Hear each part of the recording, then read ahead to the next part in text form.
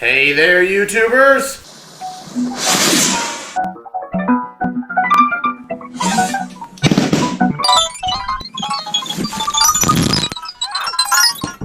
Hi there, Dr. Sheep here. Welcome back to another chemistry video. Today we're messing around with thermites. Yes, I've talked about thermites before on this channel, but that was in a part of a video on transition metals, and I feel it kind of deserves its own video because it's fun and interesting.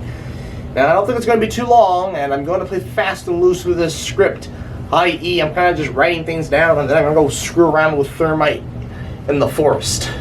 So most people, when they hear the term thermite, think of termites. Get that out of your head. Or they think back to this scene in Breaking Bad. Thermite. And that will cut through a lock. Because this is supposed to be one big lock. Is this gonna be loud? We'll find out in about 10 seconds. Stand back. Jesus. For a bit more context, for those of you not looking around in Albuquerque, Walter White and Jesse Pinkman were trying to break into a secured facility containing a component they need to make their product or their drug of choice, meth or methamphetamines. To crack the lock, they used a small amount of thermite. Now, I'm going to try this later, but let's keep talking about the chemistry. The show has Walter pour out the contents of an Etch-a-Sketch and mix some mysterious red powder. These two components are aluminum powder and red iron oxide or rust. Mixed at the right ratio, you get a viable thermite. And when given enough starting energy, will result in a large exothermic reaction that leaves behind molten metal. Rust and aluminum are your typical components because they're cheap and easy to get and have the biggest differences in energies. But you're not limited to these.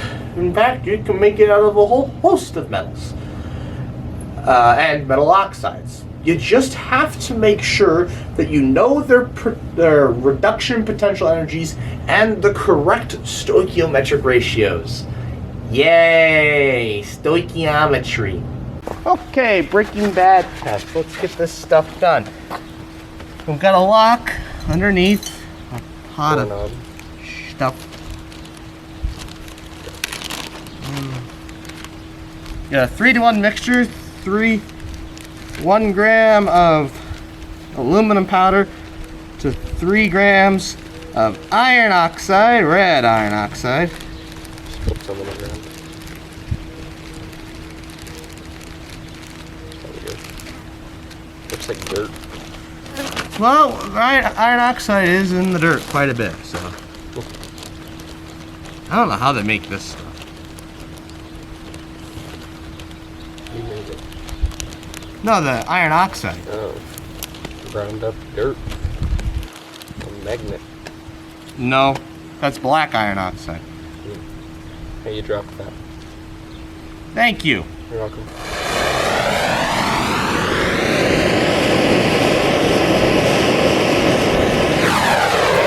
Where'd it go? Is it gonna...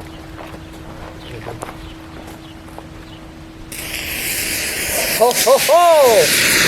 Oh yeah, don't look right at it. Oh.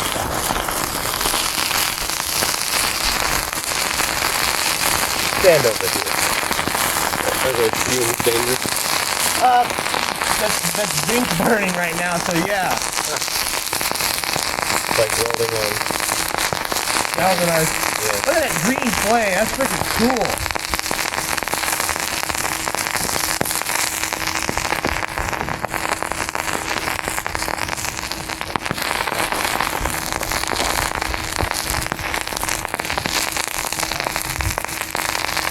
Oh yeah. What do you think? You think they're gonna get through the lock? I don't think so. Probably just melted it all together. That iron's so hot, it's just gonna keep burning that zinc for who knows how long. Look at that. White hot green.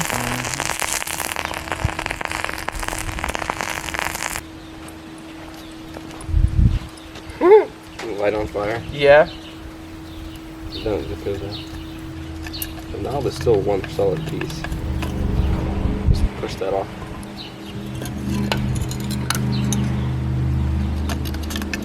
Oh yeah. I don't think it, It just catches on fire. I don't think it really did anything to the knob. Get that away from me. Scalding hot doorknob covered in molten, well, once molten iron, versus plastic bucket filled with water. I can't pick it up now. Oh, great.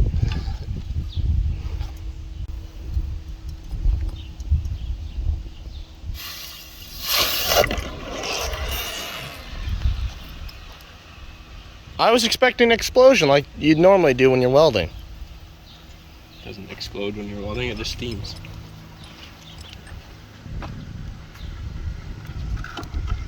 Try not to keep it in one spot for too long. Yeah. Oh. Alright, now it's just warm.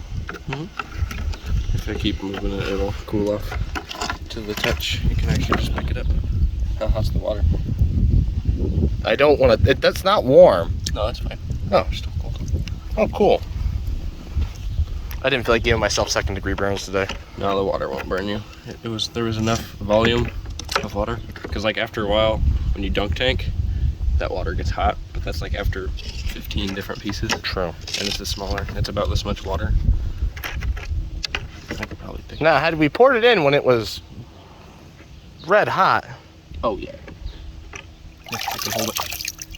is it warm? No. Grab it. You're good. Just grab it. Oh yeah. It's green. Yeah, it's the zinc. There might be some internals that are a little warmer, but Possible. Fuck, that's a cool on the shelf. I'd keep that if I were you. Absolutely, that's going on the shelf. Let's do this on my truck. Wow, that lock really just kind of got bound with that molten iron. I don't know if you could actually break into a place using that method, but nevertheless, though, in this video, in the end, you'll see, we're going to try and do thermite. Instead of doing it with the iron oxide like I've shown here, and I'll show again later, we're going to try and do it with copper. Basically, instead of doing iron oxide, we're going to do copper oxide. Now I'm going to have to redo now I'm going to actually have to do math to figure out the stoichiometric ratios. And it does have, lower energies. Basically, it doesn't, the difference between aluminum and copper is much closer than iron and aluminum, because that's iron and aluminum about as big of a difference as you can get. Now, I'm slowly running out of aluminum powder, and my Amazon supplier isn't selling anything. Amazon doesn't have anything. It has aluminum oxide, which is completely useless to what I'm doing. So leave a comment if you know how to get more. I think I found a place on Walmart.com to get it, which is kind of weird. But that's because apparently paint suppliers are supposed to have it. Yeah. But if I can't get aluminum powder, zinc powder is an option, except zinc powder, the differences, especially with copper, are even closer. There's still a big enough difference that I think I can get a thermite to happen. Also, zinc oxide fumes are not good. Also, zinc powder, if you drop water on it, ignites. Especially, I guess, in this fine of powder. So, let me know if you've got a different way to get aluminum. Anyways, why does this reaction work? Why is having large differences in reduction potential energies the key to a good thermite reaction? Well, rust and aluminum, it's not just because they're cheap, because it is. They also, as I alluded to earlier, have the largest differences, really imaginable besides switching to like an alkali earth or an alkaline metal. But you know, those have really low melting points. They bond with oxygen too easily in some cases, and so you can't make good powders. So aluminum is about as good as you can get. Basically, what happens is aluminum wants to bond with oxygen more than iron does, but not so much that it just reacts with oxygen in the air. So, when you mix them together, the iron is willing to give its oxygen away because the aluminum wants to bond with it more. And so that reaction releases a ton of energy, which melts the iron. And this is a exothermic reaction. Basically, it releases more heat than you put in.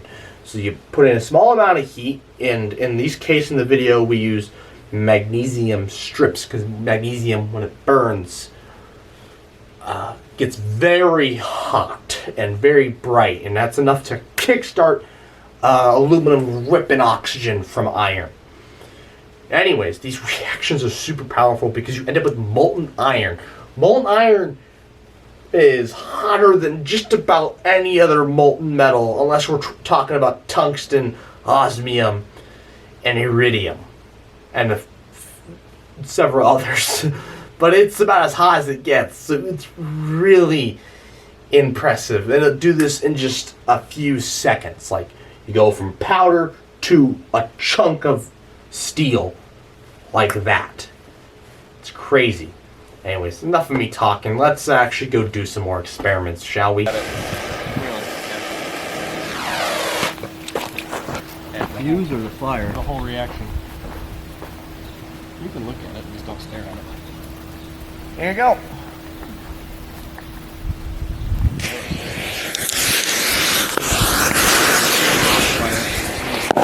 Oh!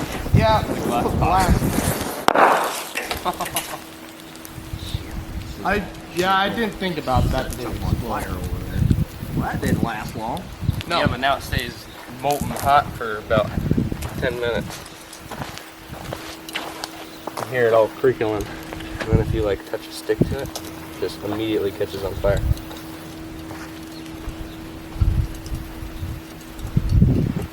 That was cool, the glass blowing up like that. Oh, the hole's still there. Hello, future Doc here. Just making a little comment right before the video uploads.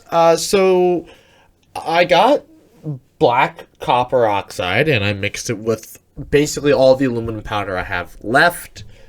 I looked it up. They say it's a 1 to 4.42 ratio by mass. So for every 1 gram of copper oxide, you need 4 grams of aluminum powder.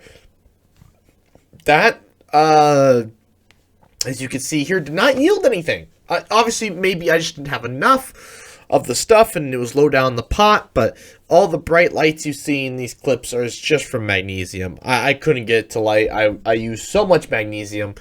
I don't know what the issue is, but I can't really retry it because, well, A, this video needs to go up, and B, I don't have a lot of aluminum powder to, you know, try and look up other ratios. I have found some aluminum powder on Amazon. I've also, like I mentioned earlier, there's the Walmart people, but it's also expensive. And so, if you want me to try the copper one, please leave a comment. I also learned we can probably try a titanium one. So if you want to see a follow-up to this video where we try some exotic thermites, leave a comment below. I am more than welcome. I am more than happy to try some exotic thermites. So I looked up tungsten thermite at one point. But anyways, that's the end of the video. I would like to thank you all for watching. Please like, comment, share, and subscribe. New videos will not be every other Friday. They're going to continue to be this way at least for another month or so, but then we are extending them out to like once a month and going to try and increase the quality of them. Obviously, this video was not too great because, well, you can see my computer in the background and the audio is trash. But, you know, what are you going to do, right?